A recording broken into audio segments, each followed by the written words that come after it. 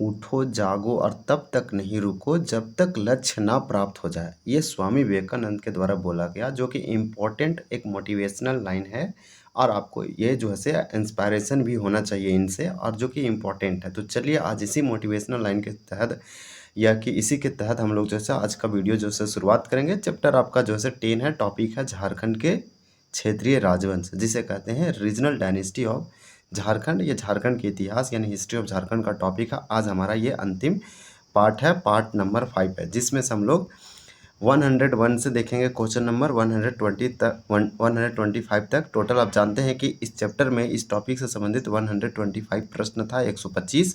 उसमें से अगर आप पार्ट 1 नहीं देखे हैं तो पार्ट 1 से लेकर 4 तक जरूर देखिए, जिसमें से 100 तक प्रश्नों की संख्या हम लोग कंप्लीट किए हैं। यहाँ से 2026 का जेपीएससी हो, उसका पीटी बैकलॉग यानी रेगुलर हो, बैकलॉग हो, उसके सिविल सर्विस पीटी प्रीलिम्स में पूछा है, जो कि इम्पोर्टेंट होगा।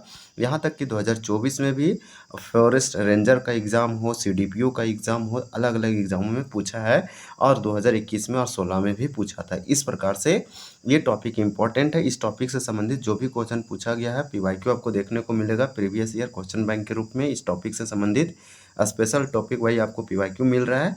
इस टॉपिक में जितने भी एमसीक्यू बनना चाहिए सारे इंपॉर्टेंट बनाया गया है। आने वाले JPSC, Jharkhand public service commission, Jharkhand staff selection commission के लिए इंपॉर्टेंट होगा। यहाँ पे आप प्रैक्टिस कर सकते हैं, रिवीजन कर सकते हैं। ये मैं हूँ झारखंड है बुक है, जो देव कुमार के द्वारा लिखा गया, इसका पहला एडिशन है।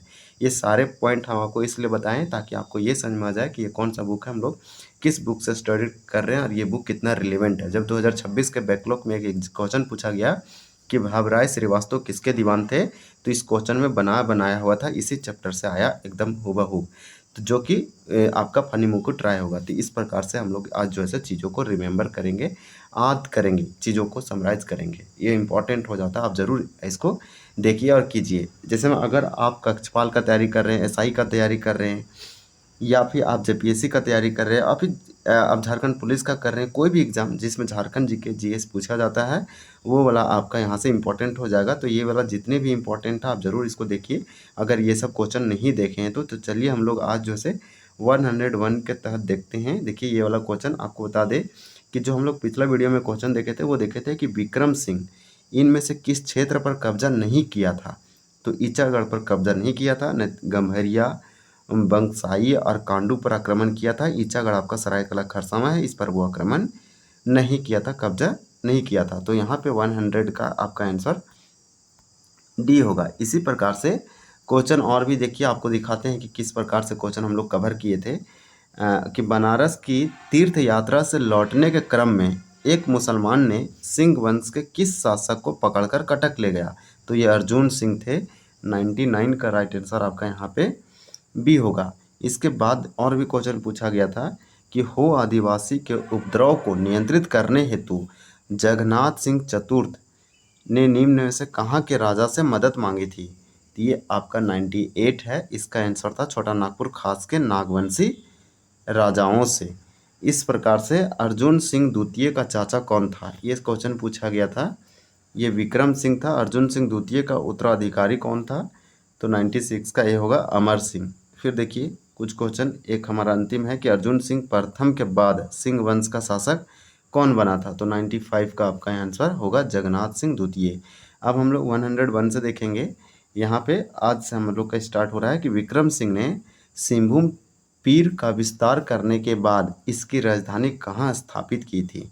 तो कैपिटल कहाँ स्टेबलाइज किया था, तो ये किया था आपका सरायकला में। जहांगीर के समय झारखंड में कोखरा क्षेत्र में किस नागवंशी शासक का शासन था। तो 102 का आपका यहाँ पे राइट आंसर भी होगा दुर्जन साल।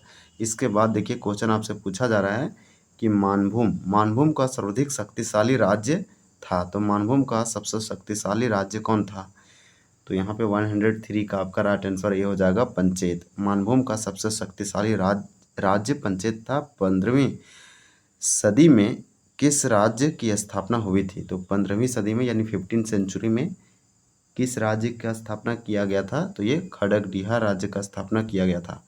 क्वेश्चन नंबर 105 है कि सन 1947 में किस राज्य को समाप्त कर दिया गया था। तो ये आपका रामगढ़ राज्य को समाप्त कर दिया गया 1947 में। आप जानते हैं कि भारत को आज़ाद होते हुए यानी जैसे ही भारत स्वतंत्र हुआ, आज़ाद हुआ, रामगढ़ राज्य को समाप्त कर दिया गया। मुंडमा जतरा मेला की शुरुआत किसने किया था? तो मुंडमा जतरा मेला का जो है शुरुआत किसके द्वारा किया गया, ये एक इम्पॉर्टेंट होगा। 106 का आपका बी होगा मदरा मुंडा। मदरा मुंडा अंतिम शासक था नागखंड सूतिया नागखंड का। इस प्रकार से आप इसे याद रखिए। मदरा मुंडा को हराकर पराजित कर फनी मुकुट राय ने 64 ईसा पूर्व प्रथम शताब्दी ईस्वी में नागवंशी राज्य का स्थापना किया और अपने परगना को 66 परगना में विभाजित किया अपने राज्य को। तो इस प्रकार से आप याद रख सकते हैं। उसका कैपिटल सुतियाम्बे था। पंचेत राज्य का राज्य चिन्ह क्या था? तो पंचेत राज्य का राज्य चिन्ह प्रतीक वगैरह पूछा जा रहा है। 107 का आपका डी होगा, यानी कि चांवर था और आपका कपिला गाय की पूंछ था। तो दोनों याद रखिए, जब भी ये क्वेश्चन पूछा जाता है कि पंचेत राज्य का राज्य चिन्ह, तो चांवर और आपका कपिला गाय की पूंछ। मुंडमा जतरा मेला की शुरुआत मदरा मुंडा ने किया था।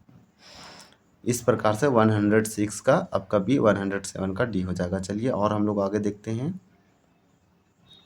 100 देखिए 8 है कि पद्मा किस राज्य की अंतिम राजधानी थी? तो पद्मा किस राज्य की अंतिम राजधानी थी? तो 100 आपका 8 का यहाँ पे राइट आंसर क्या हो जाएगा? तो सी होगा रामगढ़ का। पद्मा जो है से रामगढ़ राज्य की अंतिम राजधानी थी। दलेल सिंह, पद्मा पड़ता है हजारीबाग में, तो ये वाला आप याद रखिए। पद्मा किला आप सुने होंगे, तो वही पद्मा जो है से रामगढ़ राज्य की अंतिम राजधानी कैपिटल था। दलेल सिंह रामगढ़ राज्य पर कब शासन किया था? तो रामगढ़ राज्य पर कब शासन किया दलेल सिंह ने? तो 109 का आपका यहाँ पे ये होगा। 1667 से लेकर 1724 ईस्वी तक दलेल सिंह ने रामगढ़ राज्य पर शासन किया, रूल किया। उसके बाद बागदेव सिंह के द्वारा किस राज्य की स्थापना की गई थी? 110 का यहाँ पे आपका राइट आंसर सी होगा रामगढ़, यानी कि बागदेव सिंह ने किस राज्य का स्थापना? तो बागदेव सिंह ने रामगढ़ का स्थापना 1368 ईस्वी में किया था। तो यही पूछ रहा है कि 1368 ईस्वी में किस राज्य की स्थापना की गई थी? तो रामगढ़। तो रामगढ़ का स्थापना 1368 ईस्वी में बागदेव सिंह के द्वारा किया गया। तो आपका 111 है जो कि सी हो जाएगा। चलिए हम लोग 12 देखते हैं।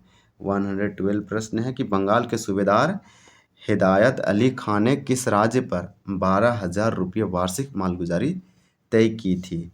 तो यहाँ पे आपका हो जाएगा रामगढ़। निम्न में से कौन सा कथन हमारा ट्रू है या करेक्ट है? कौन सा कथन सत्य है? तो 113 का आंसर डी होगा कि उपरोक्त सभी कथन सत्य है। एनीनाथ साहदे बड़कागढ़ के राजा थे। तो बड़कागढ़ के राजा थे। उसके बाद जिन्होंने 1641 ईस्वी में जगन्नाथ मंदिर का निर्माण किया। तो जगन्नाथ मंदिर का निर्माण किसने किया? तो एनीनाथ शाह ने किया। 1641 में जगन्नाथ मंदिर का निर्माण किया। इसके बाद ये कहाँ के राजा थे? तो बड़कागढ़ का। देखिए मेदिनी राय का शासन काल को चेरो वंश का स्वर्ण युग कहा जाता। तो मेदिनी राय का जब शासन चल रहा था उस समय चेरो वंशी राजा थे मेदिनी राय। तो चेरो वंश का स्वर्ण युग मेदिनी राय। रघुनाथ शाह एक नागपुरी कवि थे। इन्हें नागवंशी परंपरा अनुसार एनीनाथ ठाकुर भी कहा जाता है। तो सारे यहाँ स्टेटमेंट सही है। फिर आपसे नेक्स्ट क्वेश्चन पूछा कि मरकत खां और असदुल्ला खां के नेतृत्व में रामगढ़ राज्य पर आक्रमण हेतु 1763 ईस्वी में किसने सेना भेजी थी? तो 114 का आंसर सही होगा मीर कासिम। कौन सा कथन यहाँ पे सही है आपसे पूछा जा रहा है? 115 का राइट आंसर आपका डी होगा। उपरोक्त सभी कथन स्टेटमेंट ट्रू और करेक्ट है। इब्राहिम खां को खोखरा क्षेत्र में विजय के कारण जहांगीर 4000 की मनसबदारी और फातजंग की उपाधि दी थी।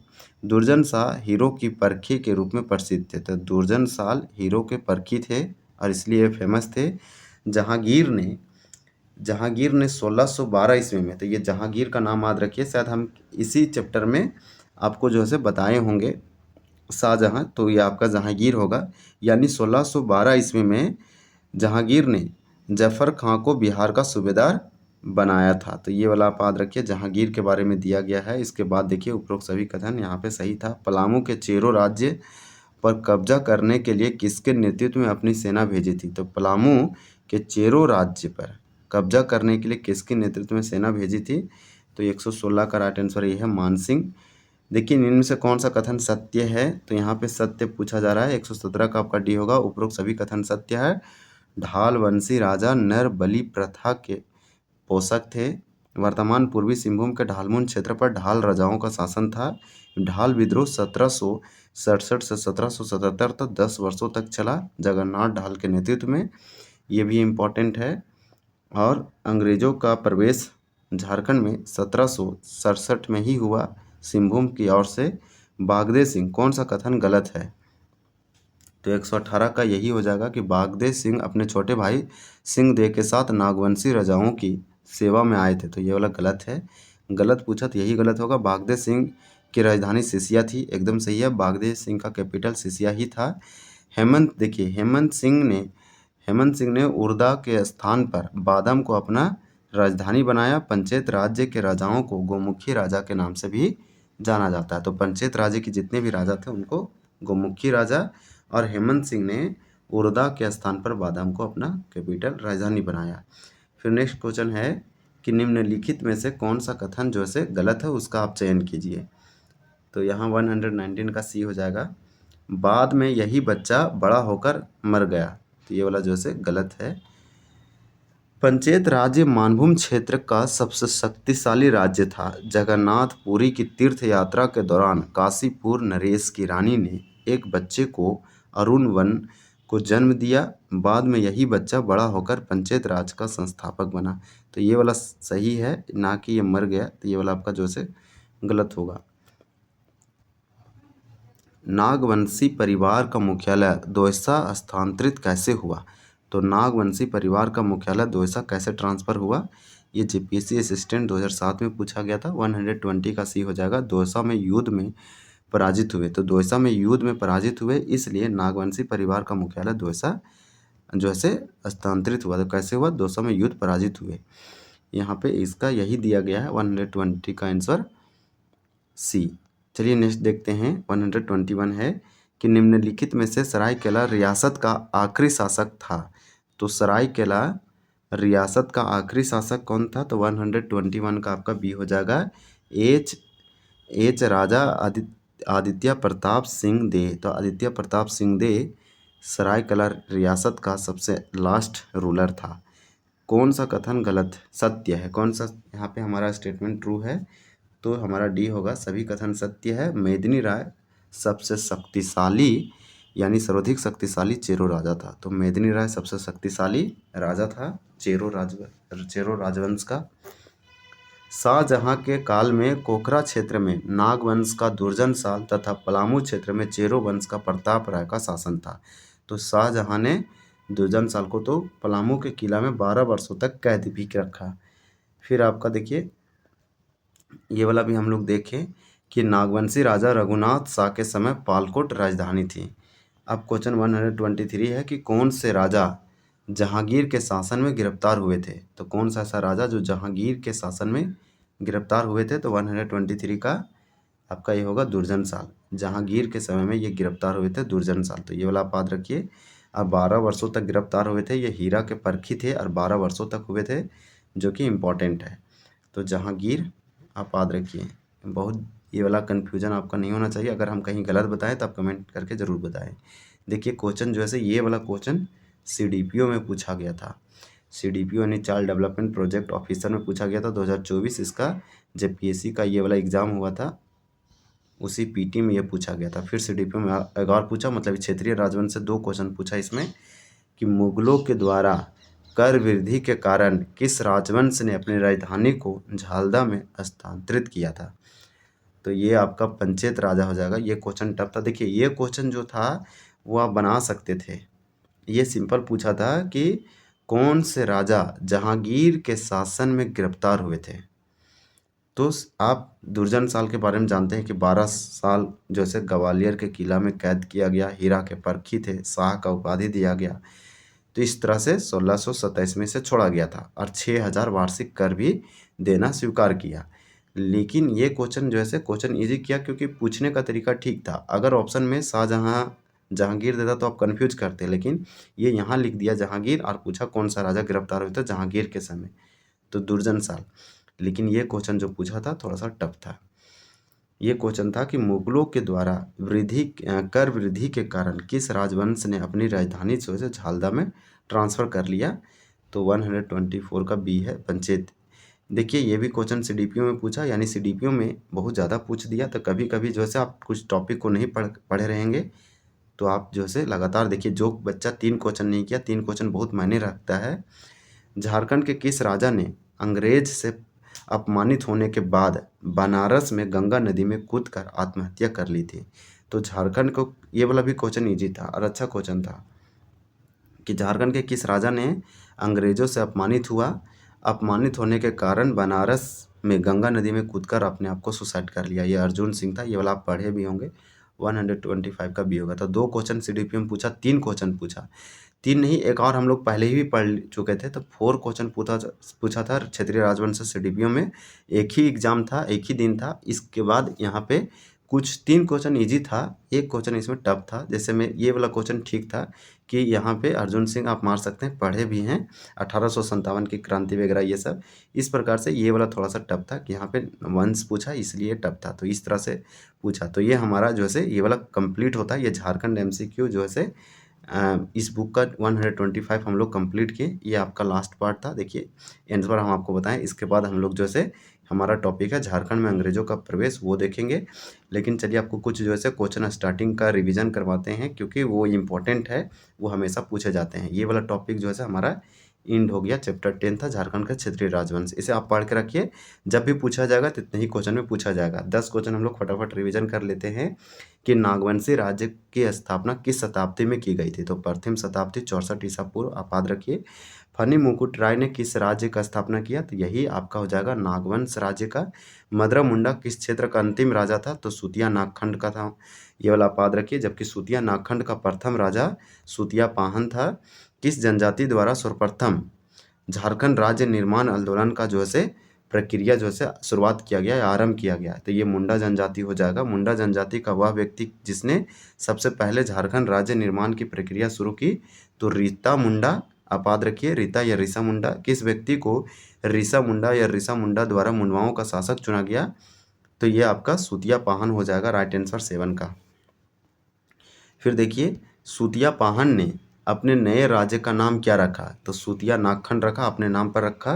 फनी मुकुट राय ने राज्य कितने परगनों में विभाजित किया। तो 66 हो जाएगा। इसके बाद इनमें से किस राजा को नागवंश का आदि पुरुष कहा जाता है। तो नागवंश का सबसे प्रथम राजा फनी मुकुट राय था, इसलिए ऐसे आदि पुरुष कहा जाता है, क्योंकि इसके बाद बहुत सारे नागवंशी राजा आए हैं एक एक करके। देखिए फनी मुकुट राय का विवाह किस राजघराने से हुआ था। तो बनारस से हुआ था। पंचेत राज्य किधर था। ये आपका नागवंशी राज्य के पूरब में था। पहले नागवंशी राजा कौन थे। तो पहले नागवंशी राजा फनी मुकुट राय थे। फनी मुकुट राय का राजधानी सुतियाम्बे था। ये वाला क्वेश्चन सीडीपीओ में पूछा था। देखिए तो ये इस तरह से आज का वीडियो बहुत ही इंपॉर्टेंट था, आप इसे ज़रूर देखिए। तो चलिए वीडियो को एंड करते हैं। अगर वीडियो अच्छा लगा तो हमारे चैनल को सब्सक्राइब करें और आप शेयर करें, कोई भी ग्रुप में इसे शेयर कीजिए। कम से कम एक एक दो दो ग्रुप में अगर आप लोग करेंगे तो कुछ कैंडिडेट आएगा, इसमें बढ़ेगा व्यू। इस प्रकार से हम लोग और भी दूसरी चीज़ स्पेशल एग्जाम का तैयारी करेंगे, करंट अफेयर जीके वगैरह भी। तो इस तरह से बहुत जल्द जो है हम लोग टाइपिंग वाला क्वेश्चन लाएंगे, स्लाइड वगैरह बना के, और अच्छे से सेट वगैरह भी स्टार्ट करेंगे और एग्जाम स्पेसिफिक भी स्टार्ट करेंगे। तो इस तरह से हमारे चैनल को आप लगातार फॉलो करते रहें। वीडियो देखने के लिए बहुत बहुत धन्यवाद।